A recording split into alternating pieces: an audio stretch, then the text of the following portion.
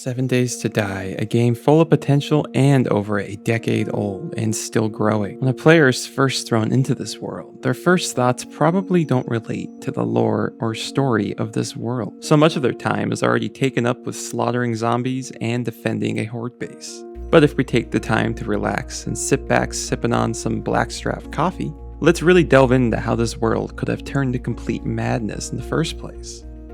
I'm Exotic Gaming, and to begin we must first go back in time to the start of the game itself, all the way back to the Alpha 1 trailer, which tells us the game takes place in the near future after a third world war has left the world in ruins. A supposed virus has turned the surviving humans into zombies as well. We can corroborate this in the current game by looking at the newspapers and such throughout the land. We are also told that we hail from an area called Navezgane, Arizona, a land that has a diverse geography. The radiation zones themselves provide some evidence to this nuclear attack during the World War. Now, if we dive in a little bit more closely at this trailer, we can see a note that also points towards multiple bombings and mutations among the humans. This is interesting to say the least because it implies this localized area got bombed more than once, and it shows other citizens saw these mutations happening live. Later in this trailer, a Duke of Navezgane is also mentioned with an apparent band of mutated soldiers. What this all means can be put up in the air to one's own thoughts, but it does show that this Duke of the past had some control over the mutated individuals. Looking back at the early game's Kickstarter page can give us even more clarity on that matter. The fact that it says nobody knows what started this zombie outbreak leaves more questions. And these zombies of the past acted as single-minded beings? Left with more questions than answers, now we must move back to the present time and use the environmental clues throughout the game world to piece more together. From what we can see, it seems shortly after the bombings, people tried to move en masse out of the big cities. Overcapacity gas stations and military checkpoints, however, slowed this process down, leaving cars and other vehicles broken down all over these locations. Even the military tried to step in to speed up the process, but that ultimately failed as well, as we can see from the plethora of overrun military bases and car roadside stations. In reality, to where these people would escape seems limited, however. Throughout Navezgane, one can find these clippings on the walls. City vanished in blast of atom bomb. Seaport went up in smoke and flame. 40,000 foot dust pier over Pacific Ocean. Given that we know we are in Arizona, one can infer this seaport is probably in California. It also provides further evidence towards a world war. Now this leaves us starting to question the infection itself. There was a supposed cure, as we can see on billboards throughout the land. Perhaps these mutations have something to do with the cure that was handed out. Or perhaps it was a bioweapon of some sort. The game provides little concrete proof, so we must look at the POIs that we do have, Higashi Pharmaceuticals being the biggest. In their headquarters lay some answers.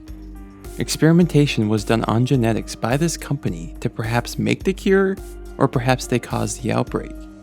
Polar opposites, I know, but we do not have concrete evidence as to which way this could be. What we do know is what can be found throughout different levels of the headquarters.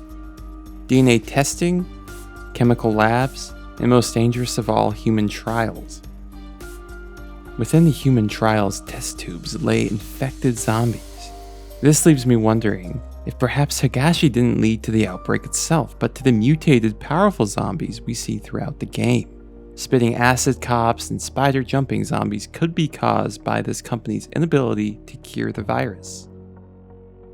Going further along this journey, what else can we link with Higashi itself? I suspect we must look at Poppin' Pills, everyone's favorite location to find antibiotics. By looking throughout their buildings, we can find more containment tanks similar to Higashi's, providing some evidence that both companies worked on human trials of some kind. Now, which company was producing the supposed cure? We don't know. All we do know is that it was called Z-Side Plus, and seemed to be marketed well and in wide distribution. Regardless of this, it ultimately failed and the military became involved in the mass evacuations. Bringing us back to the military part in this at all. Did this have something to do with the World War? The wasteland zones throughout Navezgane show the area was heavily bombed either before the virus outbreak or to curb the infection as it spread. One could think that the radiation zones are used as a containment mechanism for those infected, but I find that hard to believe. More likely, thinking back on that note we found in the Alpha 1 trailer, we can see the wording imply the mutations happened after the bombing. When we made it through the initial bombings, I thank God for giving me another day. But when the mutations began, I wasn't sure I wanted another day. Now this could also indicate that these bombings caused the mutations as well. We really don't know. What we do know is that the Higashi and Poppin' Pills factories were involved in something to do with the mutations. At least that's where all the evidence points towards. Putting this all together, my theory is that a world war happened at some point that involved biochemical weapons, which started the first wave of infections. These infections spread and a cure was rushed to market. This cure obviously failed and was mutated in some fashion by companies like Higashi and Poppin' Pills, who may have been trying to fix their mistake or just provide a cure. Mass evacuations failed and perhaps Navezgane was bombed to curb the infection by other non-infected entities. Thus, the radiation zone could be an intentional effect.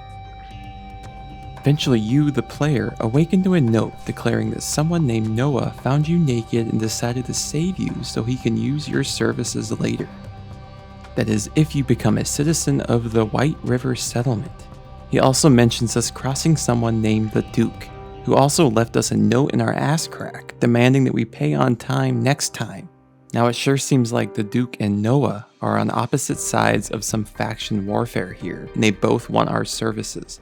The Duke, however, seems to have been displeased with us after we failed to pay up. This could imply the Duke is in charge of the area and implies a tax of some sort to those who live in it.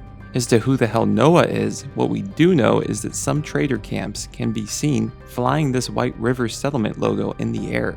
All of this implies our character lived in Navezgane and wasn't just traveling through, as we alluded to earlier in the Alpha 1 trailer. It's funny how circling back 10 plus years, the game is still heading in the same direction generally speaking. Most of what we saw theme-wise in the early trailer and Kickstarter page are still going strong now.